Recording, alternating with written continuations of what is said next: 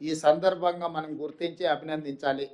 అదేవిధంగా మీకందరికీ తెలుసు, తెలంగాణ రాష్ట్ర ప్రభుత్వం ఏర్పడిన మొదటి 90 రోజుల్లోనే 30,000 ప్రభుత్వ ఉద్యోగ నియామకాలు, ఎక్కడైతే కాంగ్రెస్ పార్టీ అధికార ప్రమాణ స్వీకారం చేసిన ఎల్బీ స్టేడియంలోనే వివిధ శాఖలలో 30,000 ఉద్యోగ నియామకాల పత్రాలు అందించడం ద్వారా నిరుద్యోగ సమస్య తీవ్రమైన సమస్య. తెలంగాణ ఉద్యమానికి ప్రధాన ఇంధనంగా పనిచేసిన నిరుద్యోగ యువకులకు ఉద్యోగ అవకాశాలు ఇవ్వడం ద్వారా, ఉద్యోగ నియామక పత్రాలు అందించడం ద్వారా ఈ ప్రభుత్వం నిరుద్యోగ యువకులకు అండగా నిలబడి గ్రామీణ ప్రాంతాల పేదల కుటుంబాలను ఆదుకోవాలన్న ఆలోచనతో ముందుకు వచ్చినాము.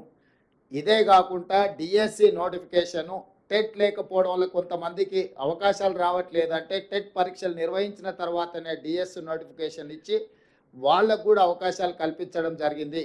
ఇదే కాకుండా గ్రూప్ 1, గ్రూప్ 2, గ్రూప్ 3కి సంబంధించిన పరీక్షల్ని తెలంగాణ పబ్లిక్ సర్వీస్ కమిషను ఒక అంగడి సరుకుగా మారితే దాన్ని కంప్లీట్గా ప్రక్షాళన చేసి నూతనంగా Telangana public service commission chairman మెంబర్స్ను కూడా నిపుణులను, అందులో అనుభవం కలిగిన వాళ్ళని నియమించడం ద్వారా ఎలాంటి ఆరోపణ లేకుండా పారదర్శకంగా పరీక్షలు నిర్వహించి ముందుకెళ్తున్నాము. తొందరలోనే గ్రూప్ 1 ఫలితాలను కూడా ప్రకటించి వందలాది మంది తెలంగాణ పట్టభద్రులను గ్రూప్ 1 అధికారులుగా నియమించడం ద్వారా తెలంగాణ పునర్నిర్మాణంలో వాళ్ళను కూడా భాగస్వాములు చేయాలనుకుంటున్నాము.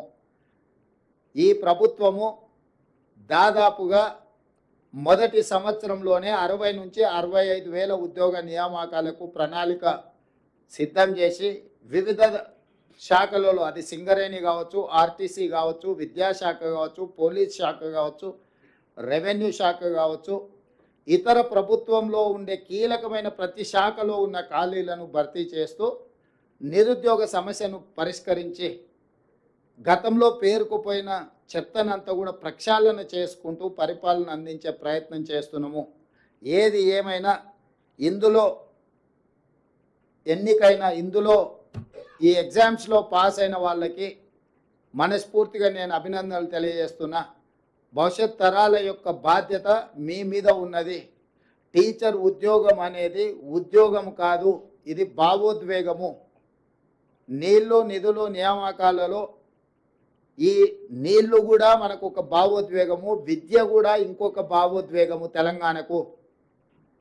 ఎందుకంటే గత పాలకుల వల్ల, అది తెలంగాణ రాష్ట్రం రాకంటే ముందు కానీ తెలంగాణ రాష్ట్రం వచ్చిన తర్వాత కానీ విద్య నిర్లక్ష్యానికి గురైంది.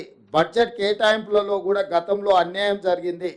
మేము వచ్చిన తర్వాత బడ్జెట్ను కూడా పెంచి ఈరోజు అన్ని రకాలుగా ప్రభుత్వాన్ని ముందుకు నడిపించడం ద్వారా బడ్జెట్లో కూడా న్యాయం చేయాలన్న ఆలోచనతోని నిధుల కేటాయింపులు కూడా పెంచినము. ఇవి కూడా ఇంకా సరిపోవు. భవిష్యత్తులో ఇంకా నిధులను పెంచడం ద్వారా విద్యకు అత్యంత ప్రాధాన్యత ఇస్తాము.